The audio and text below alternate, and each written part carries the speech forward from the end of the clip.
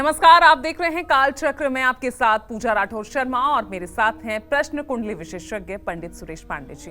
पंडित जी, आपका बहुत बहुत स्वागत है। जय मां विंध्यवासिनी। पूजा सामग्री से मिलेगा महावरदान, पूजा सामग्री से मिलेगा महापुण्य, पूजा सामग्री से पाए महालाभ। पूजा सामग्री कैसे है महाकवच, जानने के लिए देखिए काल चक्र। जी हाँ, पूजा सामग्री में रोजमर्रा इस्तेमाल होने वाली चीजें आखिर क्यों महत्वपूर्ण होती है? आप और हम रोज पूजा करते हैं, आराधना करते हैं देवी देवताओं की, भगवान की, और इनसे जुड़ी किन बातों का ध्यान हमें रखना चाहिए जब भी हम पूजा पाठ कर रहे हों?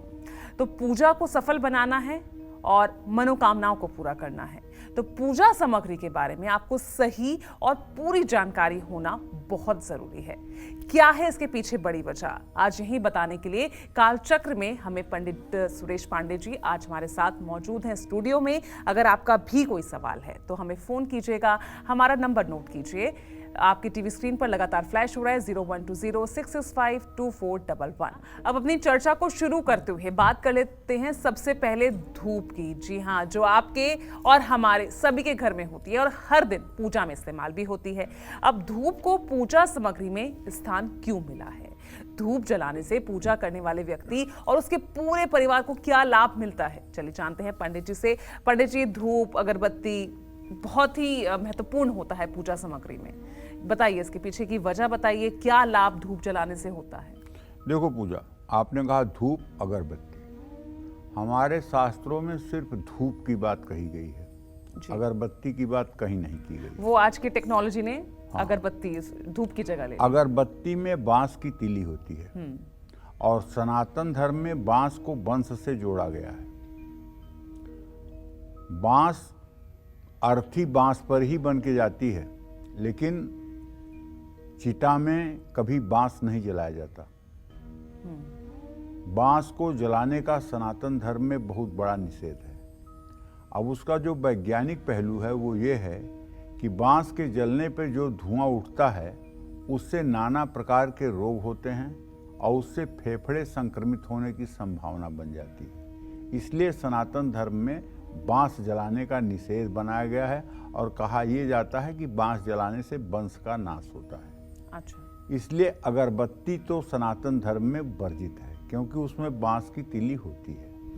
उसकी जगह पे धूप ही का नाम आता है और धूप ही जलाना चाहिए। धूप देखो आकाश तत्व का प्रतीक है। 5 तत्व से ये पूरा संसार बना हुआ है। छित जल पावक गगन समीर, जिसमें आकाश तत्व का प्रतिनिधित्व धूप करता है, जिसमें कई तरह की औषधियां होती हैं।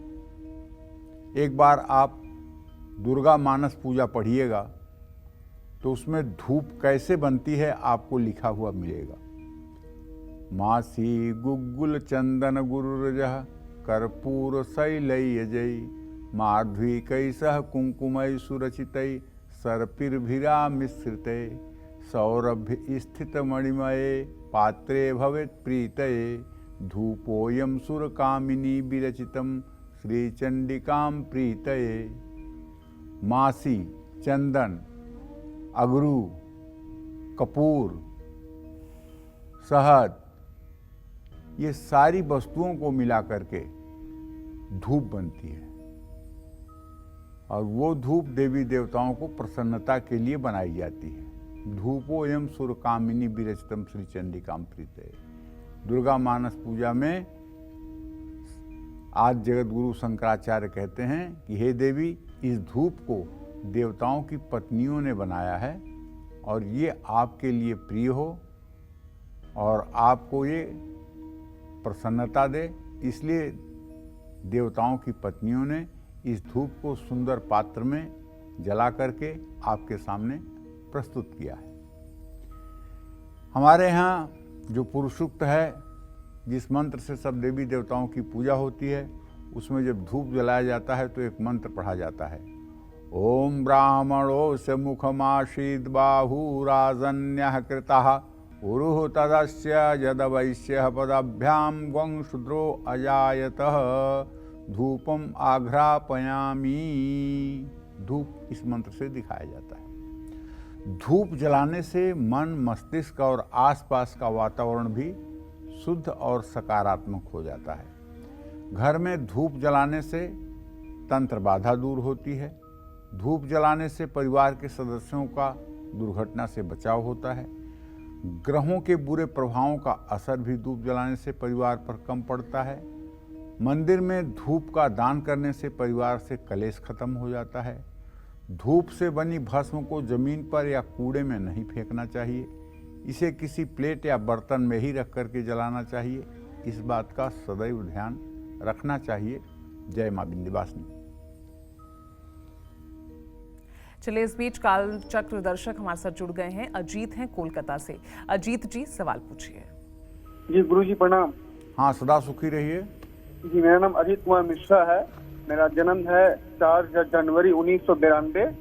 जी। समय है 5:15 सुबह को। जी। बिहार में जन्म हुआ था मेरा। जी जी जी गुरुजी, मुझे जानना है कि सबसे पहले तो मुझे जानना है कि वाइफ के साथ अनबन रहती है, संतान योग अभी तक नहीं हो पाया है गुरुजी, तो जिस विषय में मैं जानना चाहता हूँ।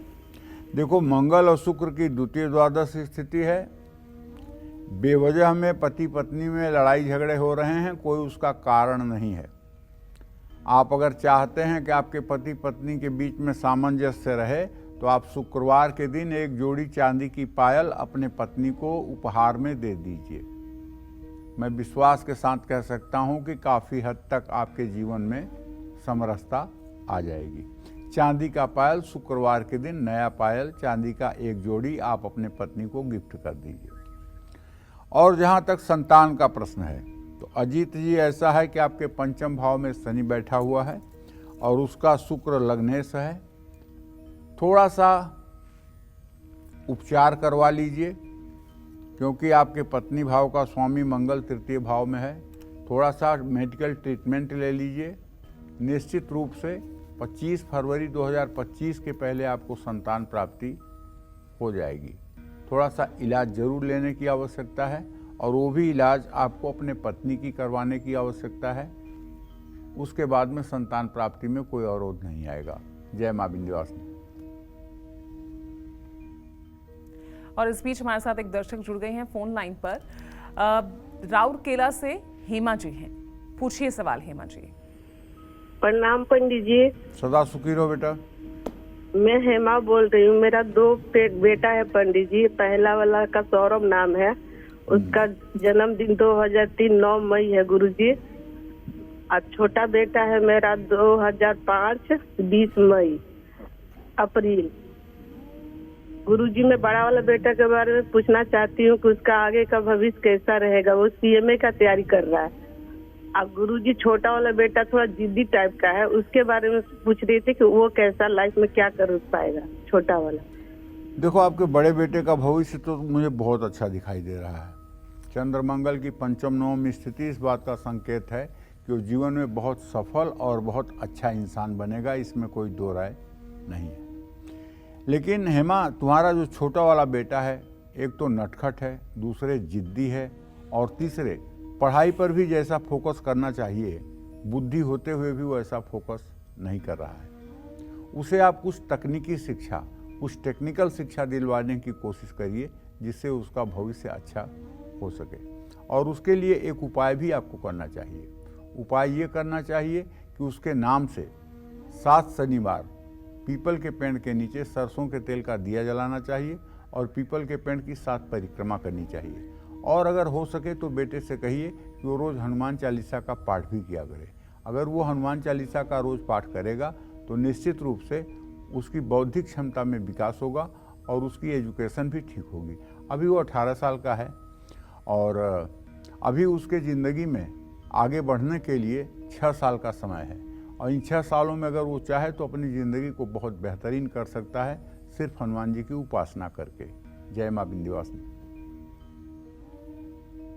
और आज हम चर्चा कर रहे हैं पूजा सामग्री को लेकर। जी हाँ, पूजा सामग्री कैसे आपके लिए महाकवच का काम करता है, कैसे आपको महापुण्य दिला सकता है, यही आज पंडित जी हमें लगातार बता रहे हैं। तो चर्चा को आगे बढ़ाते हैं, क्योंकि जब भी हम किसी देवी देवता का पूजन करते हैं तो पूजा का सबसे खास हिस्सा होता है दीपक। जी हाँ, लेकिन क्या आपको पता है कि घर में दीपक जलाने से आपको कौन कौन से महालाभ मिल सकते हैं?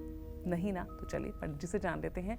तो पंडित जी, दीपक, दिया, इसको जलाने से कौन कौन से लाभ हमारे लिए हमें मिल सकते हैं? जब पूजा करने कोई आदमी बैठता है तो सबसे पहले आचमन प्राणायाम करने के बाद जो पहला काम होता है वो दीपक जलाने का ही होता है। थोड़ी सी चावल की ढेरी लगा करके उस पर दीप रख करके दीपक जलाया जाता है। हाथ में गंधाक्षत पुष्प, हल्दी, फूल और चावल लेकर के दीपक से प्रार्थना की जाती है। भो दीपम देव रूपस्तुम कर्म साक्षी है विघ्नकृत, यावत कर्म समाप्ति स्यात् तावत तुम सुस्थिरो भव। और जब देवताओं को दीपक जलाकर दिखाया जाता है उस समय क्या कहा जाता है? ओम चंद्रमा मनसो जातः चक्षो सूर्यो अजायत, श्रोता द्वायुश्च प्राणश्च मुखादग्निरजायत। मुखादग्निरजायत। दीपक जो है ये अग्नि तत्व का प्रतीक है। 5 तत्वों में अग्नि तत्व है। इस अग्नि तत्व का प्रतिनिधित्व कौन करता है धरती पर? दीपक। दीपक जलाने से वातावरण में मौजूद नकारात्मक ऊर्जा का नाश होता है। इसीलिए बहुत बार मैंने कार्यक्रमों में बताया है कि यदि आपको अच्छी नींद नहीं आती है तो आपको चाहिए कि अपने सोने के समय घी का एक दिया अपने घर के ईशान कोण में, अपने बेडरूम के ईशान कोण में जलाकर रख दें और वो दिया कम से कम 15-20 मिनट तक जलता रहे। इससे क्या होगा कि आपके बेडरूम की सारी निगेटिविटी वो दीपक सोख लेगा और आपको सुकून की नींद आएगी। बल्ब चाहे 100 जला लीजिए, उससे कोई निगेटिविटी जाने वाली नहीं है। लेकिन दीपक भले जलता है तो कार्बन छोड़ता है, लेकिन ये निगेटिविटी को सोखने का काम करता है और सकारात्मक ऊर्जा का प्रवाह करता है। इसीलिए मंदिरों में इतनी भीड़ होने के बावजूद भी वहाँ लोग सफोकेशन महसूस नहीं करते हैं। आपने 2 चीज़ों का ध्यान दिया है? आपके घर में अगर थोड़ा सा शहद, थोड़ी सी दही, थोड़ा सा दूध किसी फर्श पर गिर जाए तो वहाँ 10 मिनट के बाद मक्खियाँ भिनभिनाने लगेंगी, 1 घंटे के बाद बदबू आने लगेगी। लेकिन शिवालय में दिन भर में 200 लीटर दूध चढ़ता है, 10 लीटर शहद चढ़ती है, 10 किलो दही चढ़ती है, लेकिन क्या वहाँ मक्खी भिनभिनाते हुए आपने देखा है? क्या वहाँ आपको कोई स्मेल आई है कभी किसी शिवालय में? नहीं ना। क्यों? इसलिए कि शिवालय का आकार जो होता है वो पिरामिड की तरह होता है और पिरामिड के नीचे बदबू या दुर्गंध नहीं शुरू होती है। तो इसी तरह से अगर आप चैतन्य व्यक्ति हैं तो घर में अखंड दिया आप जला सकते हैं। लेकिन अखंड दिया जलाना आसान है, उसकी सुरक्षा करना आसान नहीं है। इसलिए मैं सबको राय नहीं देता हूं कि आप अखंड दीप जला दीजिए। अखंड दीप जलाने का जितना लाभ है उतना उसके बुझ जाने का नुकसान भी है। हाँ, अगर आप अखंड दीप जला करके उसकी सुरक्षा कर सकते हैं तो इससे आपके इष्ट देव की कृपा आपको प्राप्त होगी। दीपक को हमेशा भगवान की प्रतिमा के दाहिनी ओर स्थापित करें अगर घी का है तो, अगर तेल का है तो भगवान के बाईं तरफ स्थापित करें। दीपक जलाकर पूजा करने से व्यक्ति को रक्षा कवच मिल जाता है। मंदिर में दीप दान करने से अखंड धन की प्राप्ति होती है, इसमें कोई संदेह नहीं है। पंचोपचार पूजन में भी गंधाक्षत पुष्प धूप दीप नैवेद्य का वर्णन आता है। इसलिए दीपक पूजन की जान है और अग्नि तत्व का प्रतीक है। दिया तो जलना ही चाहिए। जय मां विंध्यवासिनी। चलिए, इस बीच एक कॉलर हमारे साथ जुड़ गए हैं। छत्तीसगढ़ से श्रेया पांडे हैं फोन लाइन पर। श्रेया जी, सवाल पूछिए। पंडित जी प्रणाम, मेरा नाम सुखी श्रेया रहो। पांडे है। मेरा जन्म 4 अप्रैल 2005 में हुआ है, दिन सोमवार 10 बजे। पंडित जी मेरे को ये बता दीजिए मैं किस क्षेत्र में जाऊं और मेरे भाई का जन्म 29 अक्टूबर 2009 7:15 शाम को हुआ है। मेरे भाई का नाम श्रेष्ठ पांडे है। पंडित जी उसे भी मार्गदर्शन दीजिए कि वो किस किस क्षेत्र में जाए। और पंडित जी मेरे पापा का बहुत तबीयत खराब रहता है, उसका भी कुछ उपाय बताइए। धन्यवाद। देखो बेटा, श्रेया, जहाँ तक तुम्हारे जाने का प्रश्न है तो तुम्हारे 10वें भाव का स्वामी मंगल है और उस पर शुक्र की पूरी दृष्टि पड़ रही है। मैं आपको राय दूंगा कि आप फैशन डिजाइनर का कोर्स कर लीजिए, निफ्ट का कोर्स कर लीजिए, फैशन टेक्नोलॉजी की पढ़ाई कर लीजिए, या आप मीडिया का कोर्स कर लीजिए, ग्लैमर की दुनिया से अटैच हो जाइए, क्योंकि आपका शुक्र आपके 10वें भाव को प्रभावित कर रहा है। और सबसे उत्तम होगा कि आप फैशन डिजाइनर का कोर्स करें, उसमें आपका करियर बनेगा, वो आपके लिए अच्छा है। जहाँ तक श्रेया आपने अपने भाई के बारे में पूछा है तो उसके बारे में बता दूं कि उसकी पढ़ाई जितनी अच्छी चलनी चाहिए चल नहीं पा रही है। उसे पढ़ाई में और गंभीर होकर के मन लगाने की जरूरत है और उसे रोज चाहिए कि श्री राम चालीसा का पाठ किया करे, राम दरबार की हो सके तो पूजा किया करे। जहां तक श्रेया आपके पिताजी के सेहत का सवाल है तो बेटा ऐसा है कि इनके 6ठे भाव में बुध के साथ राहु है, स्नायु तंत्र की बीमारी है, नसों के खिंचाव का रोग है, श्वास से जुड़ी समस्या हो रही है जिसके कारण इनका स्वास्थ्य खराब रहता है। अगर हरी मूंग मंगलवार को भिगो करके और बुधवार के दिन पिताजी के हाथ से गायों को खिलवाया जाए तो 5 बुधवार ये उपाय करने से दवाइयाँ काम करेंगी और आपके पिताजी स्वस्थ हो जाएंगे। इसमें कोई दो राय नहीं है। जय मां विंध्यवासिनी। तो चलिए अब पंडित जी से जानते हैं कि पूजा में फूल चढ़ाने का कारण क्या है। साथ ही ये भी जानते हैं कि किस तरह से देवी देवताओं को चढ़ाए गए फूलों से मिलते हैं हर सुख और दुख हो जाते हैं सभी दुख। तो बताइए पंडित जी, कैसे फूल चढ़ाना देवी देवताओं को, तो हम मंदिर में जाते हैं तब भी चढ़ाते हैं, पूजा पाठ करें तब भी हम फूल चढ़ाते हैं, क्या इसका महत्व रहता है? देखिए, फूल जो है ये वायु तत्व का प्रतीक है और फूल हमारे श्रद्धा के समर्पण का प्रतीक है। कहलारोत्पल नाग केसर सरोजाख्यावली मालती मल्ली कैरव के तकादि कुसुमयी रक्ता सुमाराधि पुष्पै माल्य भरेण सुरभिण्या नाना रसस्रोतसा ताम्राम्भोज निवासिनीं श्री चंडिकां प्रीतये। तो कहने का मतलब ये है कि नाना प्रकार के पुष्प इस संसार में हैं जिन्हें हम जानते होंगे या नहीं जानते होंगे।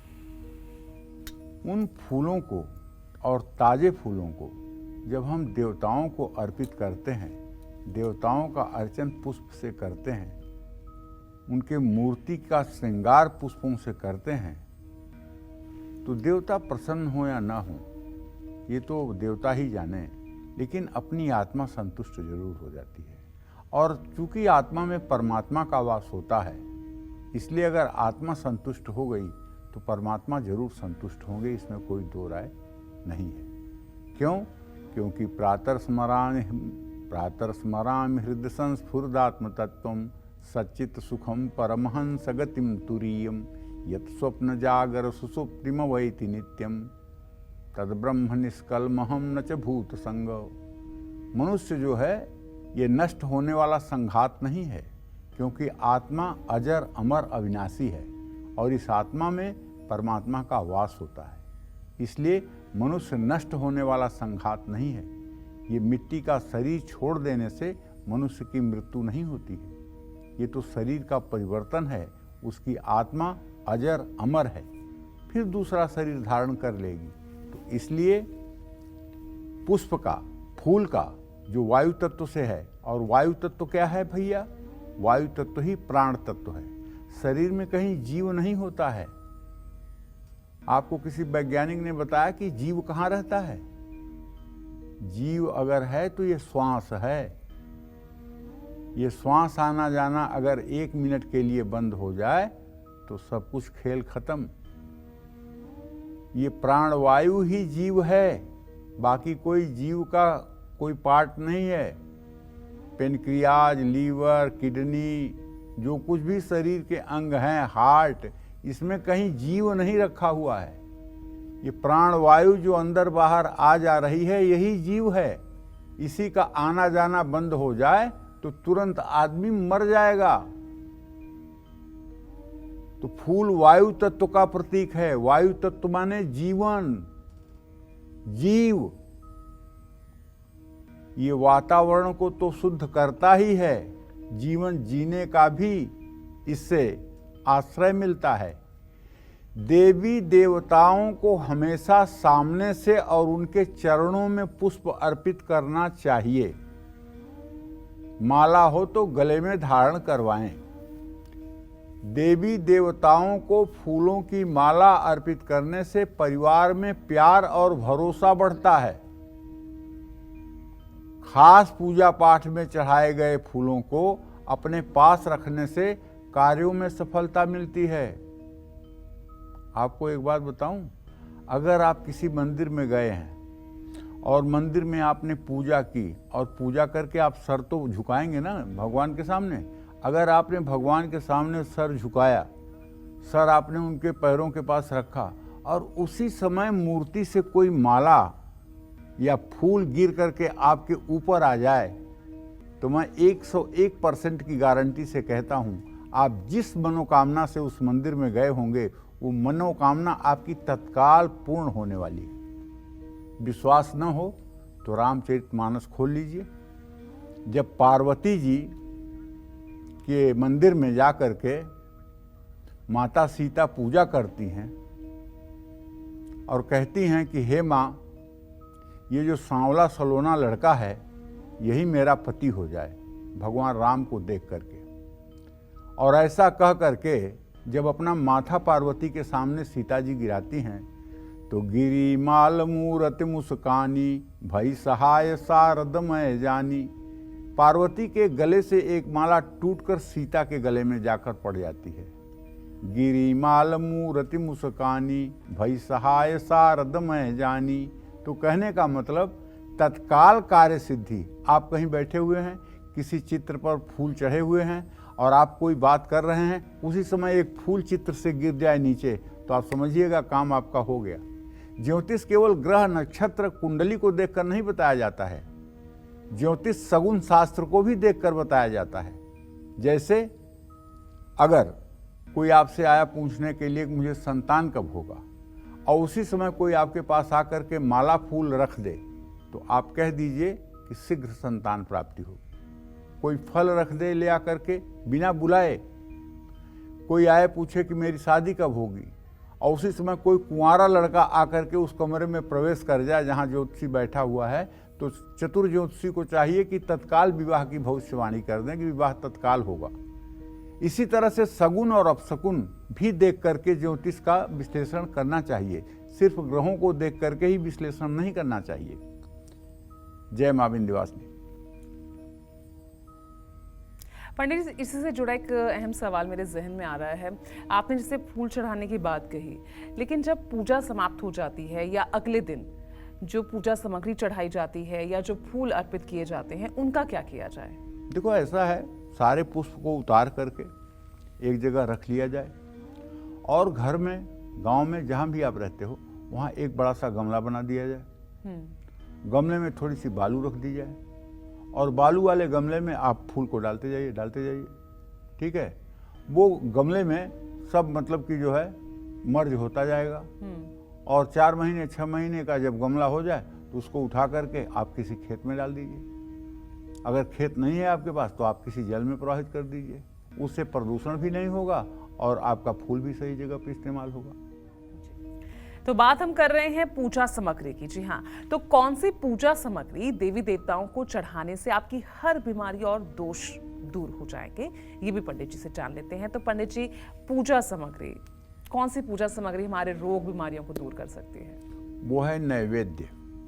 नैवेद्य माने भोग प्रसाद जिसे हम कहते हैं, उसे अनुष्ठान की भाषा में नैवेद्य कहते हैं, नैवेद्यम। तो ये पृथ्वी तत्व का प्रतीक है। 5 तत्व जो हैं उसमें पृथ्वी तत्व का प्रतीक जो है वो नैवेद्य है, जिसे हम भोग भी कहते हैं, प्रसाद भी कहते हैं। जाति सौरभ निर्भरम रुचिकरम साल्योदनम निर्मलम युक्तम हिंगुमरीच जीर सुरभिर द्रव्यान्वितै व्यंजनई। कहने का मतलब ये है कि देवी देवताओं को जो नैवेद्य अर्पित किया जाता है वो एक प्रकार से भोग और प्रसाद की सामग्री है। उसके लिए मंत्र है पुरुषोक्त का, ओम नाभ्या आशिदंतरिक्ष वंशिषणौ द्यौ समवर्ततः पदभ्याम भूमिर्दिशः श्रोता तथा लोकान अकल्पयन् नैवेद्यम निवेदयामि। तो नैवेद्य समर्पित करने के बाद 5 बार जल से आचमनी भी करनी चाहिए। ओम प्राणाय स्वाहा, व्यानाय स्वाहा, अपानाय स्वाहा, उदानाय स्वाहा, समानाय स्वाहा। ये 5 वायु हैं। इन 5 वायुओं के नाम पर आपको आचमन करना चाहिए। नैवेद्य को हमेशा ढककर ही देवी देवताओं को अर्पित करना चाहिए। नैवेद्य से भरा बर्तन देवी देवताओं के सामने ही अर्पित करना चाहिए। भगवान को चढ़ाए नैवेद्य को ग्रहण करने से सभी रोग और दोष दूर होते हैं। मंदिर में नैवेद्य अर्पित करने से सुख, शांति और सकारात्मक ऊर्जा मिलती है। किस देवता को कौन सा नैवेद्य प्रिय है वही नैवेद्य समर्पित करना चाहिए। जैसे गणेश जी को लड्डू बहुत प्रिय है, इसलिए गणेश जी को लड्डू और दूर्वा चढ़ाई जाती है। इसी तरह से हनुमान जी को लड्डू बहुत प्रिय है, उन्हें लड्डू और तुलसी का पत्ता चढ़ाया जाता है। प्रभु श्री राम को पेड़ा, बर्फी, मिठाई का भोग लगाया जाता है। दुर्गा को खीर का भोग लगाया जाता है। नैवेद्य देवी देवताओं के अनुसार भगवान शिव को बर्फी, भांग धतूरा, ये सब चीज़ें नैवेद्य के रूप में अर्पित की जाती हैं। तो कहने का आशय ये है कि जिन देवी देवताओं को जो चीज़ प्रिय है उन देवी देवताओं को ऐसे ही नैवेद्य अर्पित करने चाहिए। जय मां विंध्यवासिनी। चलिए, अब पूजा का महाफल पाने के लिए जरूरी है कि आप देवी देवताओं को फल जरूर अर्पित करें, लेकिन पूजा में फल कैसे चढ़ाने चाहिए ये जानना भी बेहद जरूरी है। तो पंडित जी, फूल के बारे में जान लिया, अब फल कैसे अर्पित करें और कौन कौन से फल अर्पित किए जाएं? देखिए, फलों में तो हमारे सनातन धर्म में यही कहा गया है कि ऋतु फल। अब तो इस समय पूरा विश्व एक जगह हो गया है। अब तो जर्मन, जापान, अमेरिका के भी फल हिंदुस्तान में मिल जा रहे हैं और हिंदुस्तान के फल विदेशों में भी मिल जा रहे हैं। कुछ फल ऐसे होते हैं जो विदेशों में होते हैं, यहाँ नहीं होते हैं। तो इसीलिए सनातन धर्म में ये कहा गया था ऋतुफलम समर्पयामि। ऋतुफल मतलब जैसे गर्मी में आम है, जाड़े में अमरूद है, केले का समय है तो केला है। तो ऋतुफल मतलब कि ऋतु के अनुसार उत्पन्न होने वाले फल हम आपको समर्पित कर रहे हैं। लेकिन अब तो हर ऋतु में हर फल मिल रहा है। देवी देवताओं के हमेशा बाईं ओर फल रखना चाहिए और किसी अच्छे पात्र में रखना चाहिए, खास करके पीतल के बर्तन में रखना चाहिए। और भगवान को चढ़ाए हुए फल को खाने से बुद्धि बढ़ती है, सौंदर्य में निखार आता है, संतान सुख की प्राप्ति होती है। अगर किसी देवी देवता को सेब या केला चढ़ा हुआ है और पुजारी उठा करके वो किसी युवती के आंचल में डाल दे, तो आप मान के चलिए कि उसे दिव्य संतान की प्राप्ति होने से कोई नहीं रोक सकता। इसीलिए मंदिर में फल जरूर अर्पित करना चाहिए, क्योंकि जब मंदिर में आप फल अर्पित करेंगे तो प्रसाद में आपको फल मिलेगा। हर क्रिया की प्रतिक्रिया होती है। अगर आप किसी दीवार पर गेंद मारेंगे तो गेंद आपकी तरफ वापस आएगी। इसी तरह से यदि आप मंदिर में फल चढ़ाएंगे तो फल आपको भी मिलेगा। तो मंदिर में फल अर्पित करने से लंबे समय से रुके हुए काम भी पूरे हो जाते हैं, और जिस देवता को जो फल प्रिय है उस देवता को वो फल चढ़ाने से निश्चित रूप से मनोकामना पूरी होती है। जय मां विंध्यवासिनी। तो आज हम चर्चा कर रहे हैं, महत्वपूर्ण चर्चा कर रहे हैं पूजा सामग्री को लेकर। तो अब जिस पूजा सामग्री की हम बात करेंगे वो ज्यादातर हर घर में मिल जाती है, और इस पूजा सामग्री के सही इस्तेमाल से बड़े से बड़ा संकट टल जाता है। तो कौन सी है वो पूजा सामग्री, चलिए ये भी पंडित जी से जान लेते हैं। पंडित जी, पूजा सामग्री का कौन सी ऐसी पूजा सामग्री है कि बड़े से बड़ा संकट टल जाए? देखिए, जब मन संसार से रुक जाए और मन अपने में ही केंद्रित हो जाए तो वही पूजा होती है। गंगा जल से भरा हुआ कलश हमेशा देवी देवताओं के बाईं ओर रखना चाहिए या पूजा स्थान के ईशान कोण में रखना चाहिए। गंगा जल देवी देवताओं को अर्पित करने से मनचाहा फल मिलता है। गंगा जल से किए गए अभिषेक का सेवन करने से बड़ी विपत्ति टल जाती है। मंदिर में गंगा जल देने से पूर्वजों और देवी देवताओं का आशीर्वाद मिलता है। कहते हैं गंगे तव दर्शनार्थ मुक्ति।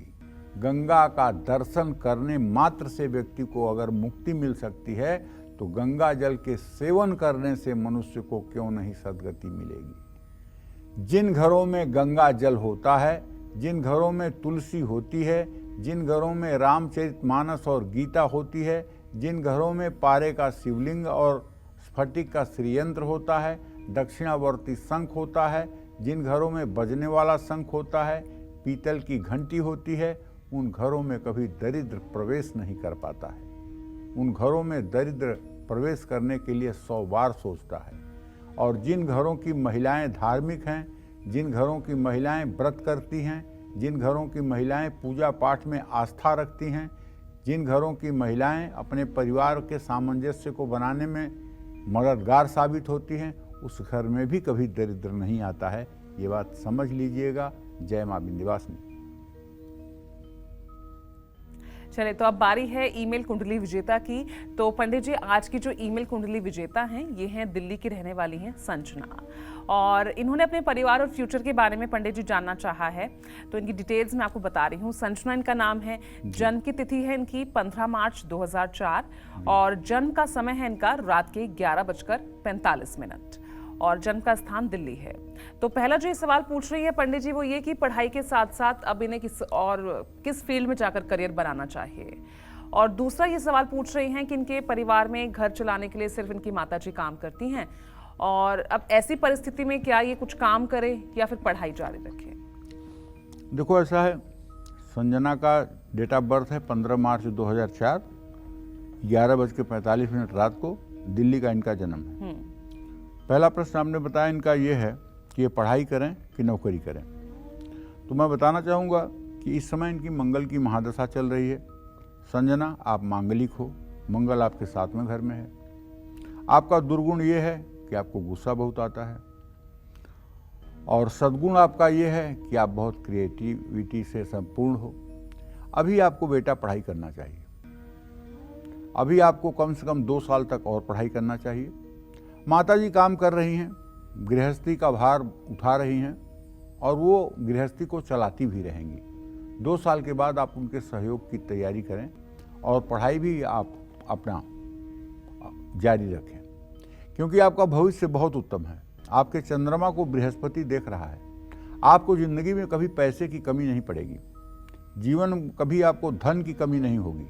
बस थोड़ी सी 3 साल के समय का इंतजार करिए, उसके बाद आपकी ज़िंदगी का इतना सुहाना सफ़र शुरू होगा कि आपका परिवार और आपकी माताजी को भी सुख मिलेगा। इसमें कोई संदेह नहीं है। आपका भविष्य अच्छा है, आपका वैवाहिक जीवन अच्छा रहेगा, और आप बहुत अच्छा पैसा कमाओगी और बहुत अच्छी आर्थिक स्थिति आपकी रहेगी। बस आपको करना एक बात है, आपको केले के पेड़ में जल और हल्दी डालना चाहिए, पीला कपड़ा पहन के, और हो सके तो चने की दाल और गुड़ बृहस्पतिवार को गाय को खिलाना चाहिए। जय मां विंध्यवासिनी। अब बात कलावे की। जी हाँ, कलावा कैसे आपकी किस्मत खोल सकता है, कैसे आपके सोए भाग्य को जगा सकता है, चलिए जानते हैं पंडित जी से। पंडित जी, कलावा हम देखते हैं कि छोटा सा हवन हो, बड़ी से बड़ी पूजा हो, हाथ में कलावा जरूर बांधा जाता है।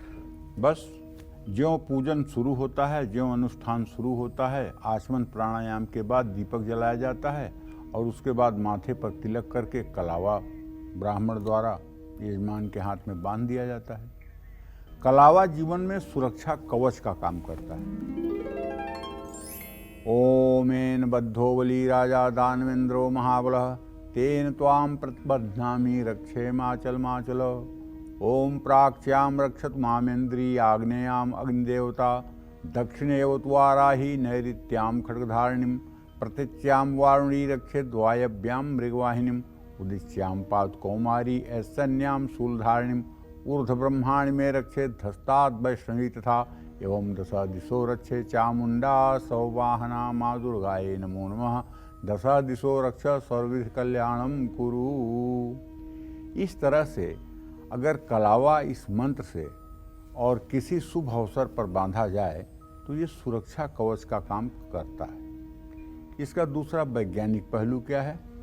इसका वैज्ञानिक पहलू ये है कि कलावा हाथ में जहाँ ईड़ा, पिंगला और सुषुम्ना तीनों नाड़ियाँ हैं, जहाँ से वैद्य लोग नाड़ी देख करके रोग का निदान करते हैं, यहीं पर ये कलावा बांधा जाता है। देखिए आप। और ये कलावा जब हम नहाने लगते हैं तो इसको 2-4 बार इसको ऐसे जरूर घुमाते हैं।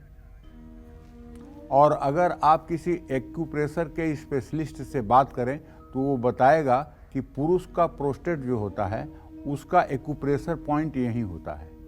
तो यहाँ पे बार बार एक्यूप्रेशर करने से इस कलावे के माध्यम से रोज प्रोस्टेट की बीमारी नहीं होती है, पेशाब से संबंधित समस्या नहीं होती है। महिलाओं के बाएं हाथ में यही होता है, उनको भी प्रोस्टेट की समस्या नहीं होती है। कलावा का वैज्ञानिक संदेश सनातन धर्म में तो ये है। कलावा एक तरह का महाकवच है।